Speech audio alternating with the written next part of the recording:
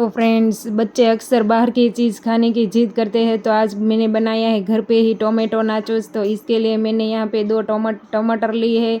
अब उसके हम अच्छी तरह से ग्रेट कर देंगे और उसकी प्यूरी निकाल देंगे। फिर उस प्यूरी में डालेंगे थोड़ा सा नमक, हल्दी पाउडर, थोड़ा सा धनिया पाउडर, कश्मीरी लाल मिर्च पाउडर और थोड़ा सा खड़ा ज़ीरा और अच्छी तरह से उसे मिक्स कर देंगे। फिर मैंने यहाँ पे गेहूं का आटा लिया है, आप चाहो तो आधा मैदा और आधा गेहूं का आटा भी यूज़ कर सकते हो। फिर हम उसका सेमी सॉफ्ट डो लगाएंगे और रोटी की तरह बेल देंगे और उसकी पतली पतली स्ट्रिप करेंगे और उसे ट्रायंगल का शेप देंगे। अगर आप मेरी चैनल पे नए हो तो मेरी चैनल को सब्सक्राइब कीजिए और मेरे पेज को लाइक और फॉलो कीजिए। तो हमारे सारे जो नाचोस है वो अच्छी तरह से हो चुके हैं। अब उसे डीप फ्राई करेंगे। आप ये रेसिपी ट्राई कीजिए और मुझे कमेंट कीजिए। हम इस नाश्ते को अच्छी तरह से अलटते पलटते क्रिस्प होने तक उसे फ्राई करेंगे।